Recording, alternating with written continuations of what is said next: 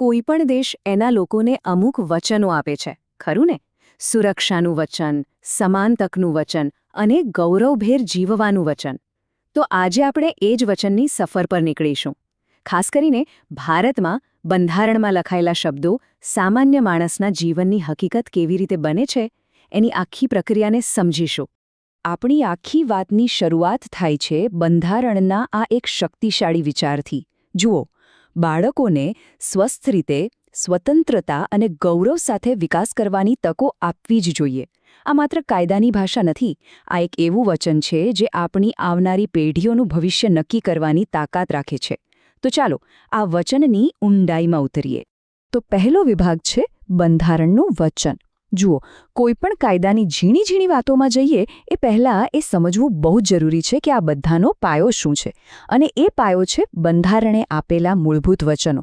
આ એ વચનો છે જેના પર ભારતના દરેક નાગરિકના અધિકારો અને સુરક્ષાની આખી ઇમારત ઊભી છે. તો આ વચનો કેવા છે? આ કોઈ ખાલી સલાહ સૂચનો નથી, આ તો બંધારણીય આદેશ છે. જેમ કે અનુચ્છેદ 24 સીધું જ કહે છે કે 14 વર્ષથી નીચેના બાળકો પાસે કોઈ પણ જોખમી કામ નહીં કરાવી શકાય, બસ. પછી અનુચ્છેદ 39E અને F એ બાળકોના સ્વાસ્થ્ય અને ગૌરવની વાત કરે છે કે એમનો વિકાસ સ્વતંત્રતાથી થવો જોઈએ. અને સૌથી અગત્યનું અનુચ્છેદ 45 જે રાજ્ય પર જવાબદારી મૂકે છે કે દરેક બાળકને મફત અને ફરજિયાત શિક્ષણ મળવું જ જોઈએ.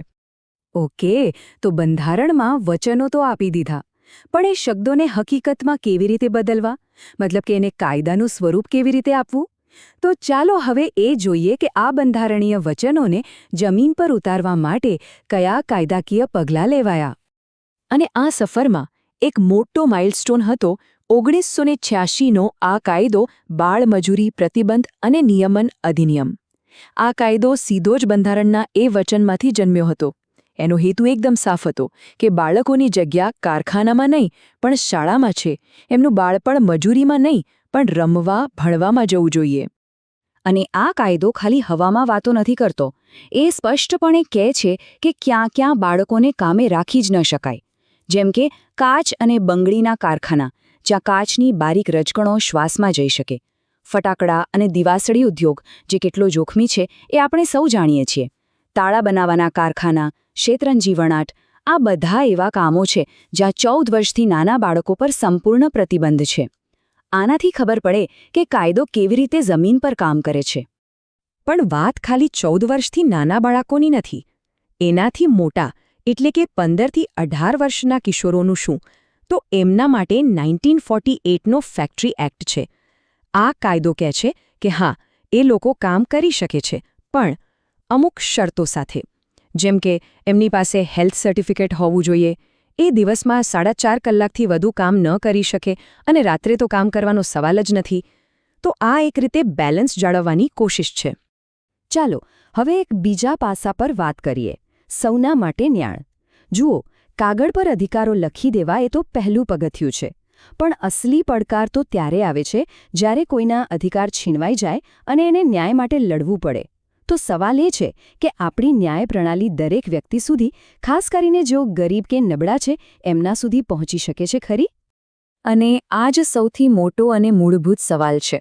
માની લો કે કોઈના હકનું ઉલ્લંઘન થયું, પણ એની પાસે વકીલ રોકવાના કે કોર્ટ કચેરીના ધક્કા ખાવાના પૈસા જ નથી.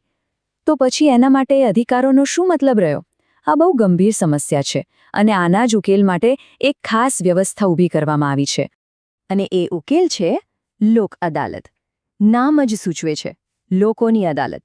આનો આખો આઈડિયા જ એ છે કે કોર્ટના લાંબા ચક્કરમાં પડવાને બદલે બંને પક્ષો સાથે બેસીને સમાધાનથી મામલો ઉકેલી લે. આનાથી થાય છે શું? ન્યાય ઝડપી મળે છે અને ખર્ચ પણ ઘણો બચી જાય છે. પરંપરાગત કોર્ટનો એક સારો વિકલ્પ. પણ લોક અદાલત સિવાય પણ એક વ્યવસ્થા છે, અને એ છે મફત કાનૂની સહાય. તો સવાલ એ છે કે આ મદદ કોને મળી શકે? તો એના માટે એક આવક મર્યાદા નક્કી કરાઈ છે, 1 લાખ રૂપિયા. મતલબ કે જો કોઈ વ્યક્તિની વાર્ષિક આવક 1 લાખ રૂપિયાથી ઓછી હોય તો સરકાર તરફથી એને મફત કાનૂની મદદ મળી શકે છે. આ પાછળનો વિચાર બહુ સ્પષ્ટ છે. પૈસાના અભાવે કોઈને ન્યાયથી વંચિત ન રહેવું પડે. પણ અહીંયા એક બહુ જ મહત્વની વાત છે. આ લાભ માત્ર આવકના આધારે નથી.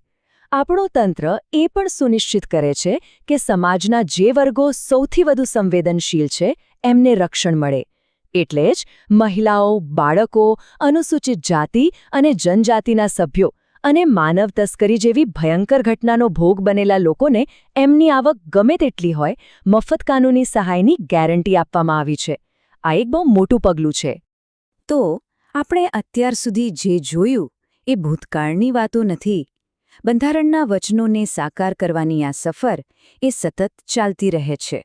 આ કોઈ સ્થિર દસ્તાવેજ નથી, એ જીવંત છે. તો ચાલો હવે છેલ્લા વિભાગમાં એ જોઈએ કે આજના સમયમાં આ પ્રગતિ કઈ દિશામાં આગળ વધી રહી છે. આનો એક તાજો ઉવાજણ જોઈએ પૂર્વોત્તર ભારતમાંથી. એપ્રિલ 2022માં સરકારે ત્યાંના ઘણા વિસ્તારોમાંથી armed forces special powers act એટલે કે AFSPAનો પ્રભાવ ઓછો કર્યો. હવે આ AFSPA એક એવો કાયદો છે જે સુરક્ષા દળોને બહુ ખાસ અધિકારો આપે છે. એટલે આ કાયદાને મર્યાદિત કરવો એ નાગરિકોના અધિકારો અને દેશની સુરક્ષા વચ્ચે એક નવું સંતુલન શોધવાની દિશામાં એક મોટો સંકેત છે. બીજું એક ઉદાહરણ છે ત્રિપુરાથી. ત્યાં દાર્લોંગ સમુદાયને અનુસૂચિત જનજાતિની યાદીમાં સામેલ કરવામાં આવ્યો. આ કદાચ નાની વાત લાગે, પણ આનો અર્થ ઘણો મોટો છે. આ બતાવે છે કે આપણું બંધારણ કેટલું જીવંત છે. એ સમયની સાથે સાથે એવા સમુદાયોને પણ પોતાની અંદર સમાવી લે છે જે અત્યાર સુધી કદાચ મુખ્યધારાથી દૂર હતા. અને આ તો ખરેખર એક ઐતિહાસિક પગલું છે. ભારતના બંધારણને પહેલીવાર સંથાલી ભાષાની પોતાની લિપિ ઓલ ચિકીમાં પ્રકાશિત કરવામાં આવ્યું. આનો સાંકેતિક અર્થ બહુ ઊંડો છે. આ એ વાતની ખાતરી કરે છે કે બંધારણના હક અને વચનો કોઈ એક ભાષાના મોહતાજ નથી. એ દરેક નાગરિક સુધી એમની પોતાની ભાષામાં, પોતાની લિપિમાં પહોંચવા જોઈએ. સાચા અર્થમાં સમાવેશી વિકાસ આને કહેવાય. તો આપણે એક આખી સફર જોઈ. બંધારણના પાના પર લખેલા એક વચનથી લઈને એને જમીન પર ઉતારવા માટેના કાયદાઓ અને ન્યાયની વ્યવસ્થા સુધી. આપણે એ પણ જોયું કે આ પ્રક્રિયા આજે પણ ચાલુ છે. પણ આ બધું જાણ્યા પછી અંતમાં એક સવાલ તો મનમાં રહી જ જાય છે. આટલા મજબૂત કાયદાઓ અને વ્યવસ્થાઓ હોવા છતાં એવું તે શું કરી શકાય કે જેથી આ કાનૂની અધિકારો દરેક એક નાગરિક માટે એમના રોજિંદા જીવનની એક જીવંત વાસ્તવિકતા બની જાય? આના પર વિચારવા જેવું ખરું.